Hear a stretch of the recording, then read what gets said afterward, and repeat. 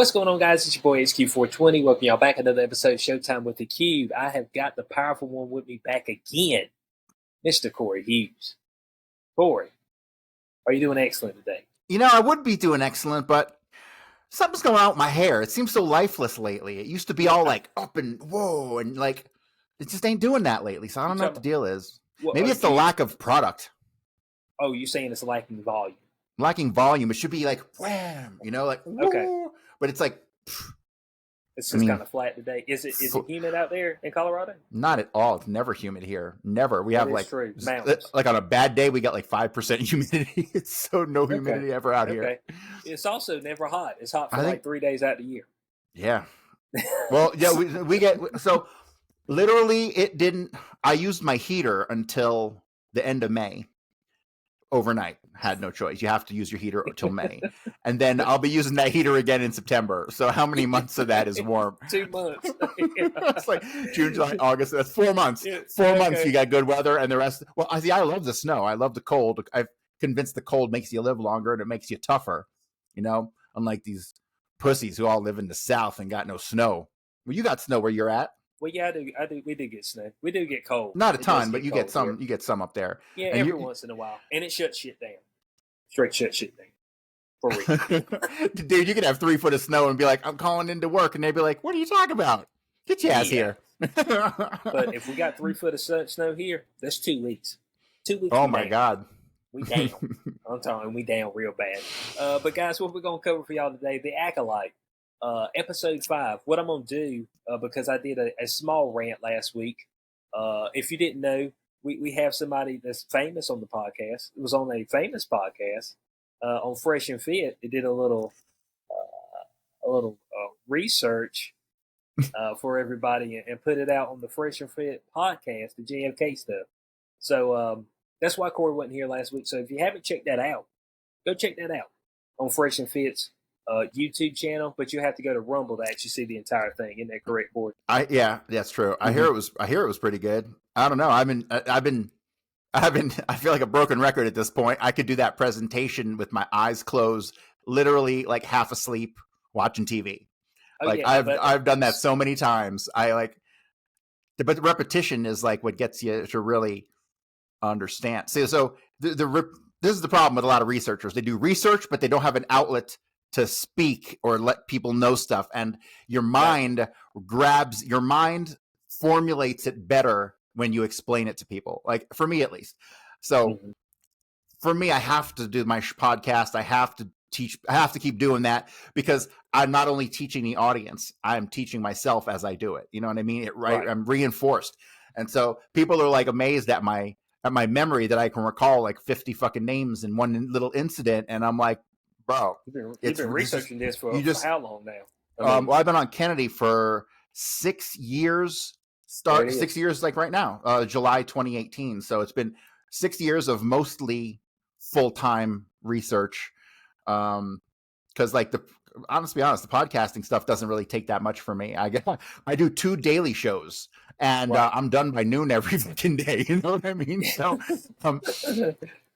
So I have always had like plenty of time, and I need to know. And the things I'm studying in Kennedy now are like, it's not even in Kennedy anymore. I'm like, it has taken me beyond the boundaries, like all the tentacles that went out connected to other things. And that's where I'm at with it. So, yeah. So guys, definitely go check that out. Give some support to Corey there. Buy his book. I appreciate the support, but I'm not a celebrity, and I probably never will be because historians don't get all the girls, if you know what I mean. We ain't the glamorous ones. We are not the rock stars. We are the, you know. Well, hopefully we won't worry about getting all of them. Just get them. Okay. So we're gonna jump into Star Wars for you. What I'm gonna do, I'm gonna open the floor up because I did my rant last week. Okay, so I'm gonna let Corey give his brief thoughts on Episode 4, A Walk Through the Woods. So what you think about Episode 4 of the Acolyte? Okay, I'm going to be straight up with you. I'm not going to bitch about any of the stuff we've already bitched about. I'm not going to complain about the wokeness. I'm not going to complain about the one black ancestor actors. Writing and plot. Right, that's all we got. All we got. That's all we care about. And I'm not overly upset, honestly. And I'll tell you why. What, Episode 4? with 4 and 5, right? That's where we're at. 4 and 5. We got 2 episodes. We're about 4. This is we're about 4 right now. Right. Yeah. So here's the thing. Find me another show anywhere ever that when you get a couple episodes in doesn't give you a filler episode. They always give filler episodes. They need to give the writers a break. They need to give the audience somewhat of a transitional break. And so I'm okay with a somewhat boring episode because it's fine. It's you'll see that pattern in other shows, in every other show, really. There's always disposable episodes. And so I'm not really concerned about that. Now, really not much happened, right? They almost nothing happened. To me, those 2 episodes almost blend together because it was almost like one thing. It was like one flowing. Somebody who said that he said now that they gave us a full episode, the dude said episode 4 and 5. That's the full episode. That's how it feels. Episode 4 wasn't a full episode. It was just a pre. Right. So there's not really much else left to say about it. It was obviously it was a setup for the 5th one. Mm-hmm. I was a little confused with the one Jedi who was the little cutesy wannabe lesbian Jedi who with the spikes on her head, right? They're mixing race. Jackie. They're mixing race stuff here. I'm not liking it. Like you don't get some. I'm sorry, you don't have the Darth Maul horns and hair. Like you don't get to play both sides of that. So,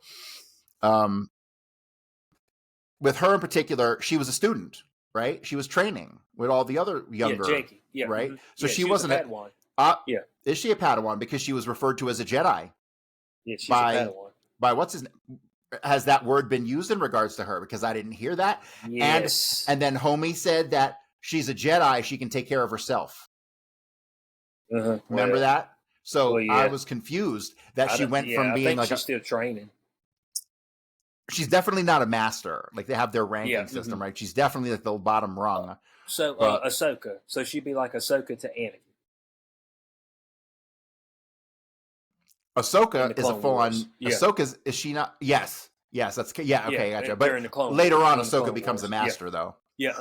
So after she leaves the Order, right? But during the Clone Wars, she was technically still like in training, but in training they have you in full battle. So, right. I was just surprised to see her go from the Padawan style training to a full-on dangerous mission, but they obviously didn't know that there was going to be trouble of that sort. They don't know much of anything. No, they don't know much of nothing. They know that they're going after May, and so let's move into episode 5 because 4 was kind of bad. So they all kind of appear. I want you to give it episode 4 and you're like, there's nothing there. Okay, so the Wookiee Jedi, they killed him off screen. Okay, I was like, damn it, man. I can at least see the battle with the Wookiee Jedi. Looked like he didn't even put up a fight either. What's up with the Jedi? So I'll tell you what.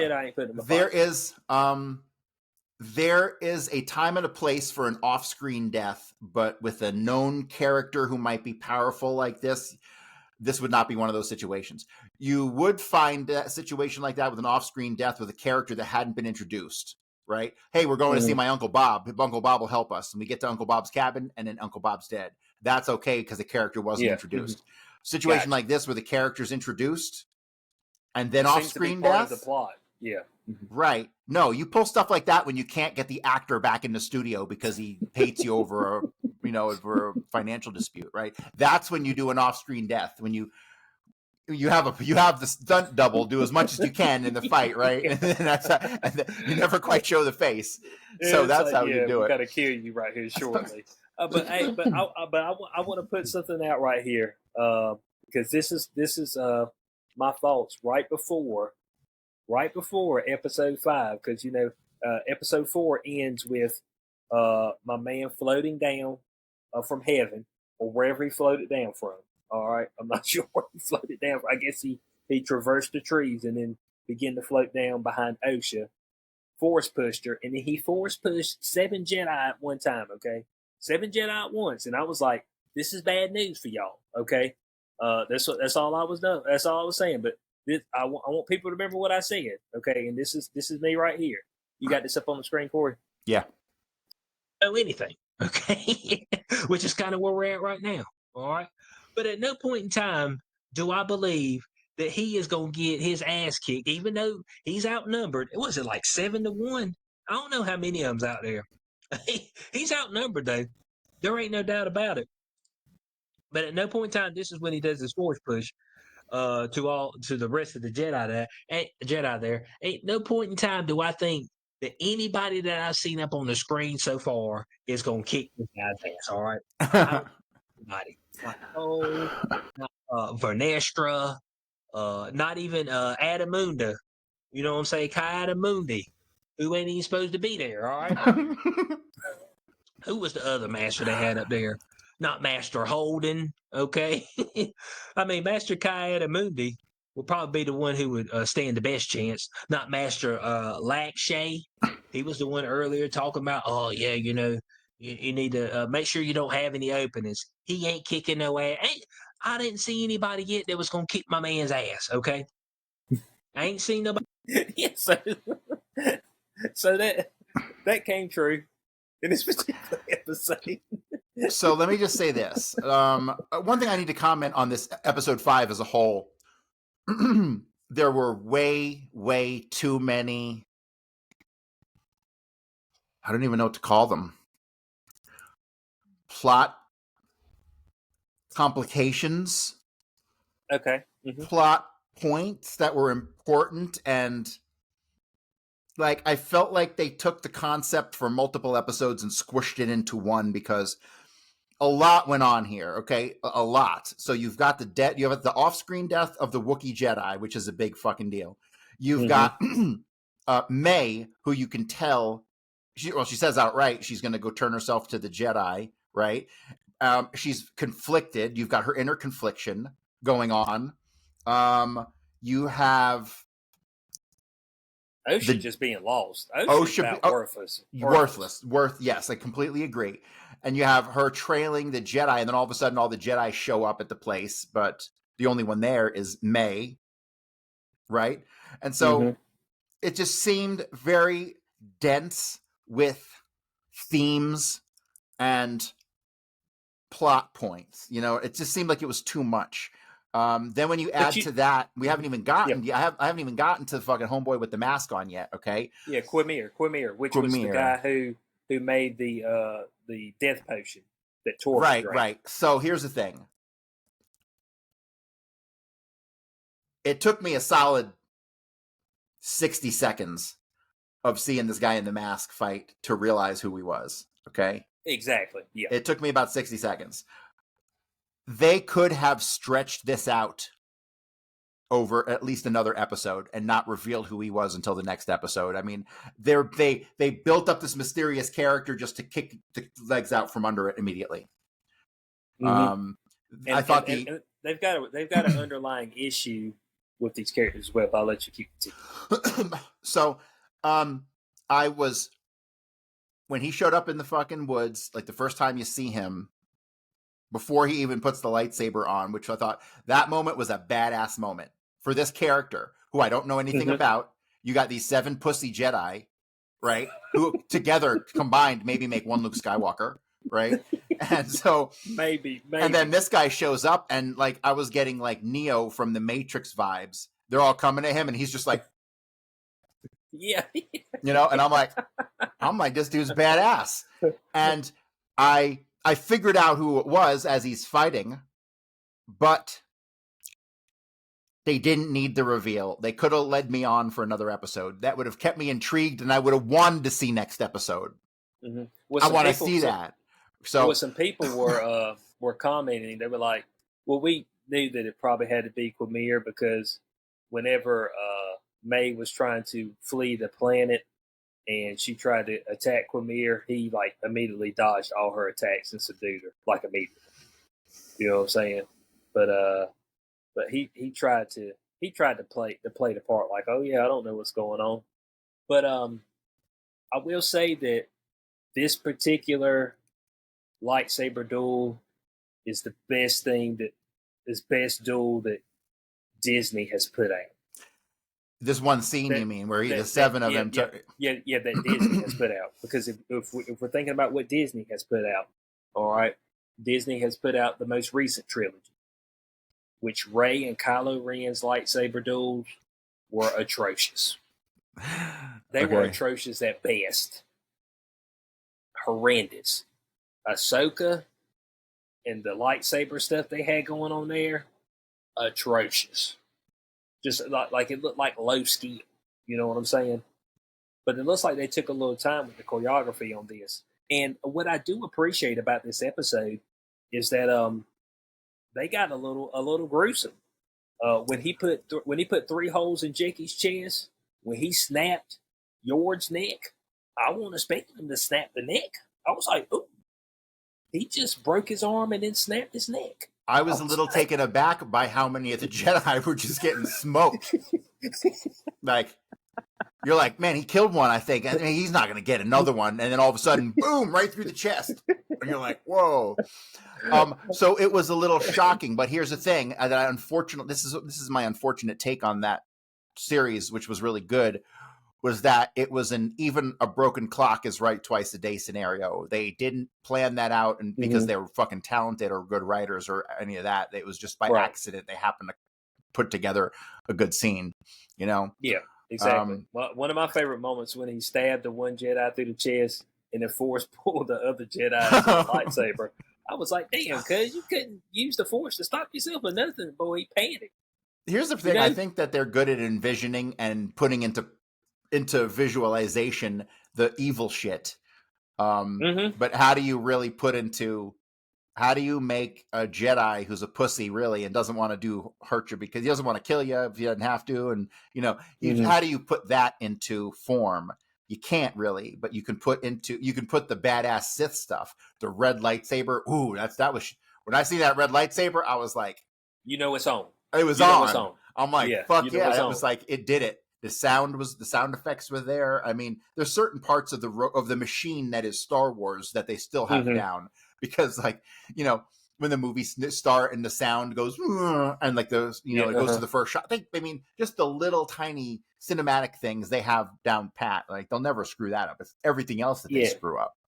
Exactly. And I think that what set this particular battle apart from what else Disney has been doing is the fact that they let it get right there near the edge. Now, of course, you had the luxury of lightsabers cauterizing wounds instantly, so you don't have the blood effect. But he 3-tapped Jackie. Now, she gave him a battle, but he 3-tapped her ass.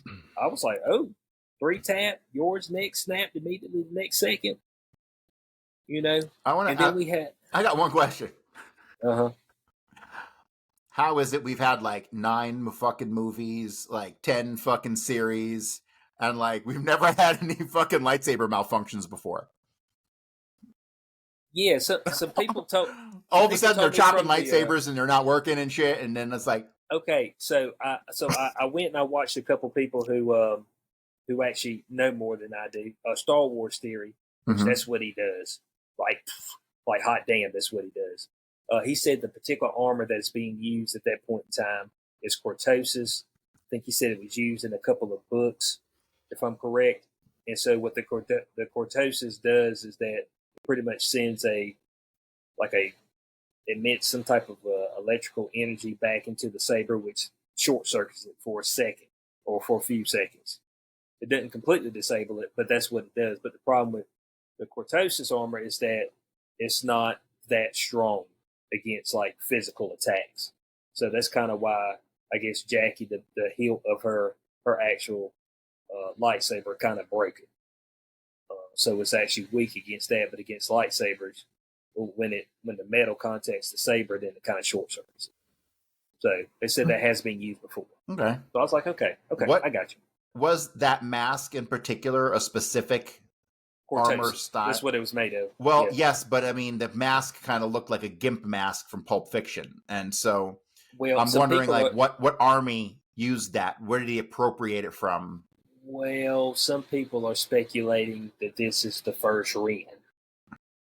Speculating what? From the first Ren, REN, from the Knights of Ren. That's the speculation, but I was like, I thought that shit started with Kylo Ren. I thought he started the Knights of Ren, but maybe not. I mean, some people saying that there's not a whole lot known about it, so they can just kind of wing it. They can kind of But here's my whole issue though with the Knights of Ren is that when we got into our latest trilogy, they made them out like they were some badass group of folks who killed all these Jedi, and I ain't seen them do nothing but get their ass kicked. You know what I'm saying? The Knights of Ren didn't do anything. That's where I'm talking about dropping the ball. You know what I'm saying? On the evil side. The evil side, I need to see some evil. Okay? I want to see the evil as opposed to just hear about the evil. Oh, yeah, those guys are bad. You don't never see anything. So you're like, are they bad? I don't know. You know what I'm saying? So that's the speculation. Now, of course, in this particular episode, when Soul is talking to Jackie and Yord and May beforehand, or before Jackie ends up dying and everything, because somehow Quimir is able to disappear in thin air. I don't know if he's got ninja smoke bombs or what he's got, but he's able to disappear in thin air like that. I figure he would never lose. You know what I'm saying? It's like 2 or 3 times he disappeared. But I thought it was funny what he said. He was like, he has a Jedi weapon, but he's no Jedi. I'm like, do y'all not do any studying and research? Well, y'all don't know. Well, hang on a second. In their defense, at this point in time, according to the Jedi and the Jedi history, they should not be aware of any Sith for like the last 10,000 years or something. Yeah, well, this is a millennia. So it's a millennia when they're in the Phantom Menace, which is 1,000 years.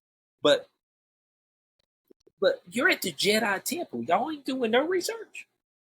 Y'all don't. I mean, you don't work on history or nothing. That ain't one of the courses. Sith course. Well, okay. So what? Okay, so hang on a second. Let me give you an analogy. It's going to be a bad one, but let me give you an analogy. Let's say that I'm out in the jungles of Argentina on a excavation of some sort of archaeological dig. Mm-hmm. And all of a sudden, some Nazis with the armbands and shit start coming out and shooting at me. I'm not going to make a connection that these are Nazis from 1945 that have been hiding out in the fucking jungle for 100 years. You know what I mean? So if the guy comes out, I don't think they're going to make the connection that he's a Sith. Yeah, but it should. Look, man. Hey, the Jedi. Look, this would be simple, okay? If you see this red lightsaber, when's the last time you seen a red lightsaber? They'd be like, well, I haven't. Well, when you see one, you're fucked, okay? Because these dudes are killing machines, man. All right? So when you see one, look, they may not call themselves Sith, all right?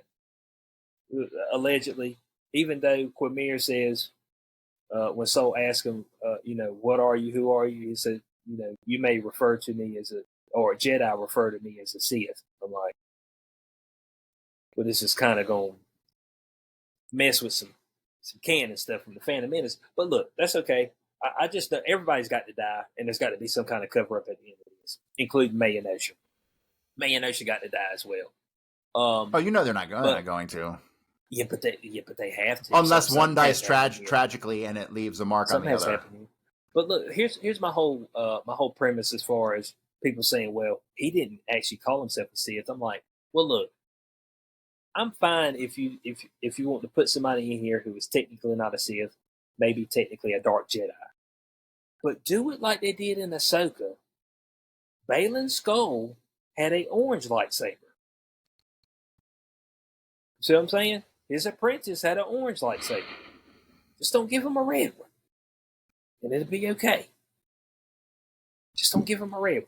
Well, and you can duck and dodge. That just the fact that he used the word Sith, we are meant to believe that is exactly what he is, and there's no real room for any speculation. Anything else? Yeah, I mean, they basically told us. That's kind of how I look at it. But Corey, look, man, there's people like, I heard Star Wars Theory talking about it. He said, dude, on my Twitter, folks are going in on me. No, he never called himself a Sith. He could just be a dark side user. I'm like, bro, you don't get that good with a fucking lightsaber just being a dark side user. There's no way. Yes, there's no way. Yeah, I mean, otherwise the damn witches would have had lightsabers. They were using the Force. They were obviously using the dark side of it. Obviously. Were they? I would assume so, seeing how what they were doing. You know what I'm saying? They were conjuring something up from at nighttime. I mean, I'm just going to associate it with it. It was happening at night, Corey. Man, you know, nothing good happens at night. Yeah, I guess you're right. It was the thick of the night too. You know what I'm saying? They done created some bastard children. I don't know. We get a bunch of women with some magic, and we automatically assume they're doing evil. I mean, what does that say for us? They call themselves witches. I don't know. Hey, they told us, didn't they? Yeah, good witch, bad witch. I mean, I'm not sure. I just know you say you a witch, which means you're dangerous. Okay? As far as I know, the only good witch is Glenda, and like so. Oh, Sabrina. Oh, Sabrina, yeah. She was all right. So every once in a while you get a good witch. Every once in a while you get a good witch. But I'm just like, look, man. Okay, dark side. He's just a dark side user. I said, somebody had to teach him how to get that fucking good with a lightsaber. So he didn't stumble across that. See, okay, so let me name something that they did decide to drag out. Mm-hmm. Obviously, the guy is a former Jedi Padawan. Obviously, he might have got has to be. He might have been kicked out when he was like real young or something, and then went and learned on his own. But why did they decide to stretch this aspect of it out? Because in the next episode, Homie's going to put 2 and 2 together and be like, "Oh, that's who it is. He was the Padawan, blah blah blah, that you kicked out or whatever." Because obviously not all Padawans make it, right? What's her face didn't make it. She got, but yeah, Osha. It was. It doesn't really make a lot of sense to me. Oh, you got all this power, but go off in the world, have fun. Like the whole getting rid of Jedi does not make sense at all, right? Like you just might as well create. You'd say it's a Sith factory. All those guys you let out of there, just creating the dark side users. Yeah, exactly. So it's like so dumb. They should at least keep them around and make them like the janitors of the fucking Jedi Temple or something, right? That's what you do with the bad Jedis. You just make them the janitor. Yeah, so that they decided to stretch out, which I thought was weird. But he's obviously one of the kids, and we're going to find that out next time. But they go ahead and show us his face and make the connection that it's that one guy. That's what they should have stretched out over time. What they should have done was like, I sense something in the Force. This is familiar. And then maybe they could have had like a flashback to something or somehow explain to us that past. But no, I think they just did it backwards. They inverted it when they shouldn't have. They should not be stretching out this connection. They should have figured that out up front and then unmasked them in the next episode, if you ask me. Jumping back into the episode, one of the things that I want to say, Corey, as far as this goes, when Soul asked, what Quamir wanted, I think the writing kind of broke down right there. He just says, because he kind of just said, I just want to be free to do bad shit. I just want so my issue right now is that we're 5 episodes. That's not a real good plan, I would say. Yeah, we're 5 episodes in, and it feels like most of these characters don't even have any purpose. Like May and Osha, almost, it's just like. Does it feel like the show is losing direction? Yeah, for some reason, because so maybe it's got to do with so May. So she's like, man, I need to kill all the Jedi because of my sister. Oh, well, my sister's still alive. Well, maybe I still need to kill some Jedi for my master. Well, the hell with my master. I'm going to turn myself into the Jedi. Jakey comes there. Oh, well, shit, I'm going to fight her, okay? You know what I'm saying? It's like, I'm going to fight to not turn myself into the Jedi. And then every chance she gets to save her sister or help her sister, she runs. And then at the end, it's like, oh, man, the Jedi tried to take you from me. And she hugs her. And then she fights her, knocks her out. I'm just like, and then she gets on the ship, switch places. I'm like, what's May doing? I don't even know what she's doing anymore. I don't even know if she knows what she's doing. Like, I think, I think they're having they're doing a poor job at expressing her inner conflict. Yeah. It should be more like we should be able to see her turmoil from a look as opposed to her, outright vocalizing everything that she's saying and thinking. Exactly. I think that just goes down to bad acting, doesn't it? That's what that would bad really, acting and bad writing. and bad writing. I think the bad acting combined with bad writing. The writing direction. So it kind of messed us up because this was dubbed as like a murder mystery. That's what this was dubbed as far as this show, like a murder mystery. And really, yeah, it felt like that for the first episode. Yeah, that's what I was saying. And so it's kind of lost that, and it's lost the revenge factor because, okay, so if there's only one more Jedi left, and that's Soul. Well, dang, Soul had his back turned. She got a lightsaber, stabbed him through the chest, and now mission's over. I got my revenge on all of them. But she gets on the ship. So what are you gonna do now? I mean, like, okay, I'm on the ship now. So, because once he starts asking you questions, there's gonna be some shit that you ain't gonna remember. So you're gonna get caught like that. Which I don't know how you're not caught already, but but it's just like, what are you planning on doing? Like, now I don't even know why you're on the screen anymore. How many episodes are there total in this series? 8. There's 3 more. And we're in 5. We got 3 left. Mm-hmm. Well, obviously, the next couple episodes are going to revolve around this Sith guy. It has to. And they're going to figure out the twins are switched, obviously. And neither one of them is going to be punished, even though she killed a bunch of Jedi, because, you know, the Jedis are a bunch of pussies, right? So they're going to let her go and have a feel-good moment. And then 2 of the girls are going to scissor at some point, and then it'll be over. Okay, a scissor in action. Hopefully off screen. It's hopefully an off screen scissor, not an on screen. Okay, we don't want to see any shenanigans like that. So we've got that, and they keep hinting at Soul's dark past. Oh, when he was about to kill Quamir, which there's always some punk bitch in the stands who want to say, no, don't do it. You don't want to be like them. Cut the man's head off. He just killed 7 Jedi with no problem. You need to cut the man's head off right now. We need to move right on, okay? It's not. This ain't how this works, okay? We slice the neck on these folks. Okay, we cut the head off, all right? That's what we do around here. All right, but of course May stops Soul. And Quamir's like, I've embraced my dark past after you. It's like, can y'all just hurry up and tell me what the hell happened there? Because y'all keep reiterating to it. Soul's done said 11 times that he, I'll tell you all that happened. He's done said that about every episode. I'm like, dog, just hurry up and do the quick flashback so I can see what happened. I mean, can we just see that? That way I can be past that.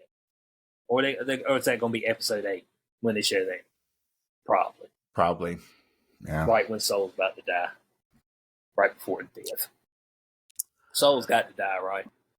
So, one thing, no, I don't think so. Oh, You're talking about the Japanese guy, right? Mm-hmm, yeah. Yeah, no, I don't think so.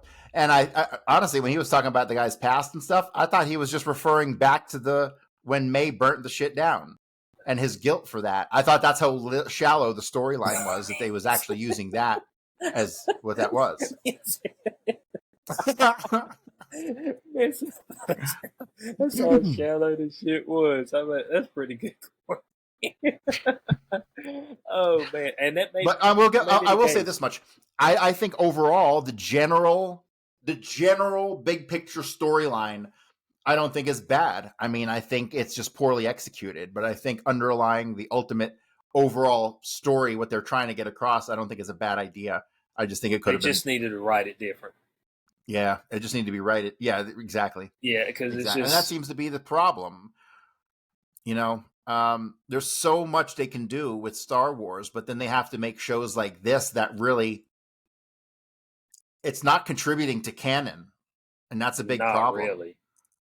You're making stuff up, right? And so if you had things that led to canon, like if you had a story that connected to Plagueis that was supported by the book, the Plagueis book, which is canon, like then you could have something there. You could really have something there, hell, they could even insert all their woke political, propaganda in it, and that's whatever. But it's just no excuse, man. I think the people, I see, is there just really that few writers out there who write good stuff?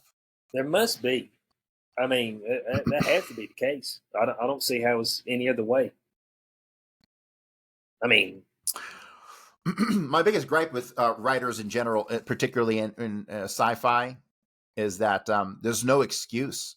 And I don't care what you're doing in science fiction. If it's a TV series, if it's Star Wars or Star Trek, or it doesn't even matter. There have been hundreds of thousands of science fiction books published going back to the 1920s. mm-hmm. My dad, oh my God, at one time, my dad had like boxes upon boxes, like at least 20 like boxes like this big, right? Mm-hmm. Filled with 1950s and 60s and 70s pulp sci-fi.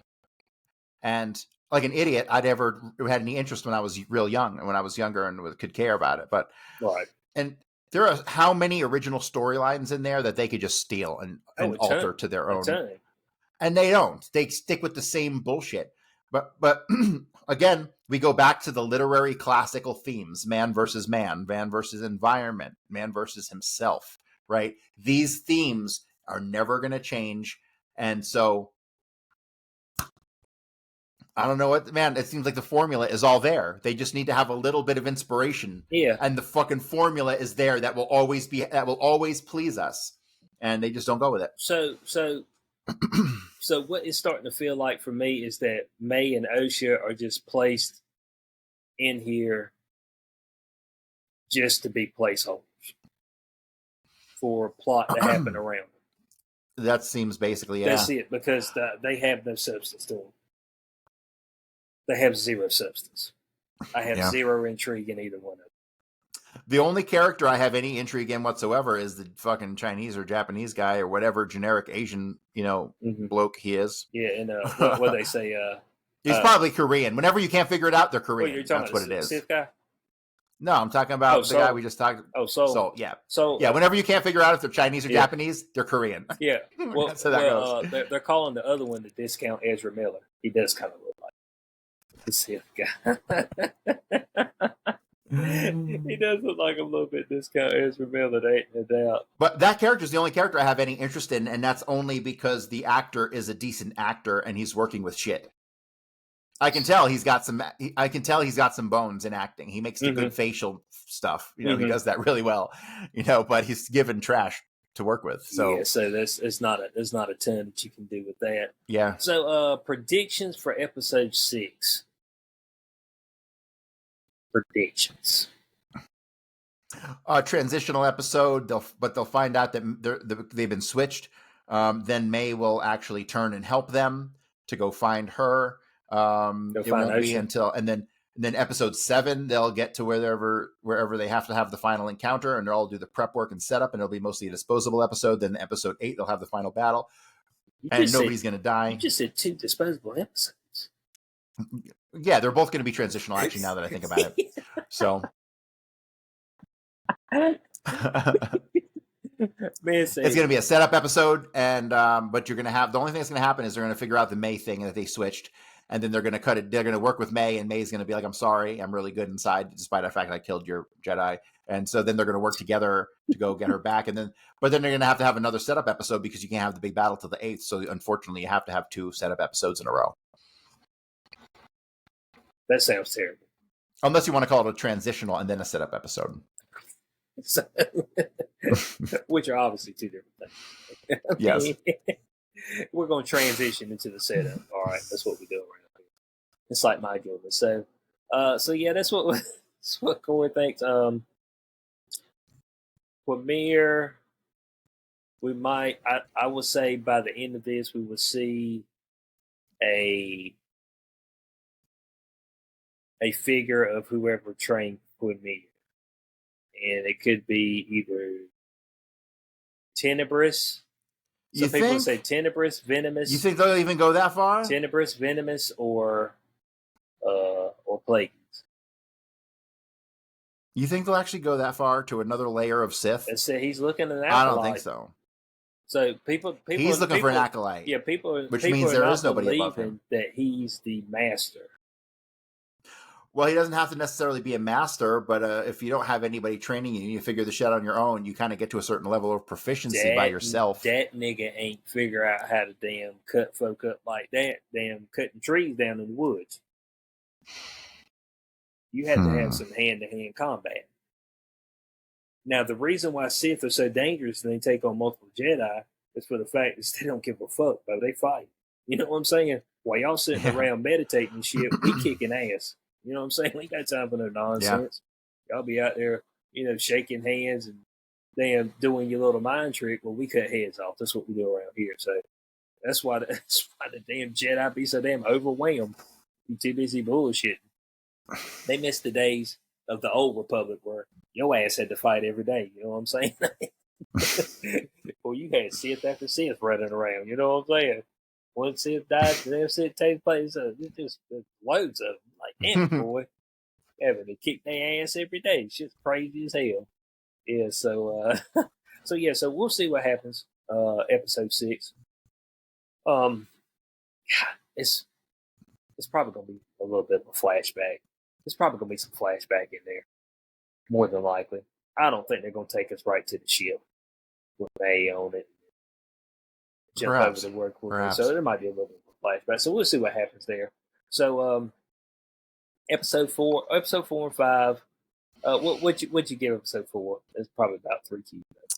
I'm gonna break from tradition here. I'm gonna give how many stars are we doing? Out of how many?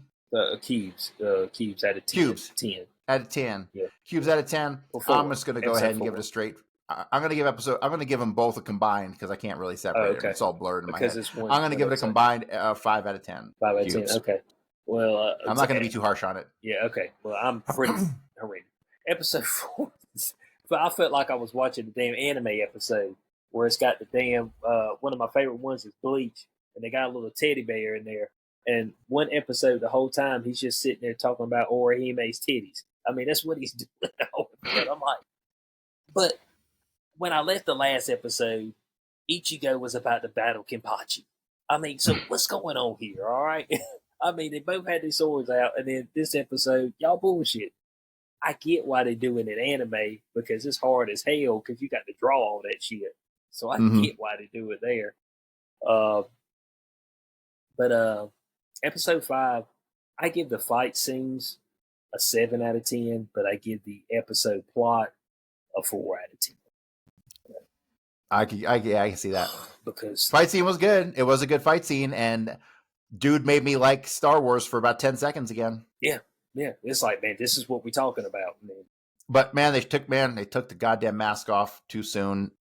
Because now we're not going to see the mask again, right? Now there's no need to hide his face because they know who it is. They got the face, right? So we're not going to see the mask. So there goes the mystery. So they should have stretched that out until the last episode.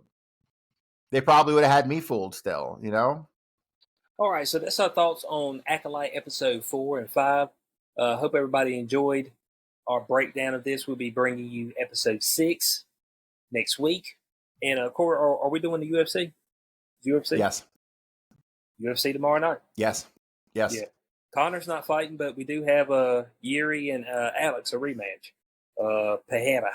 So that'd be good. So that'd be on the on What Is Truth podcast.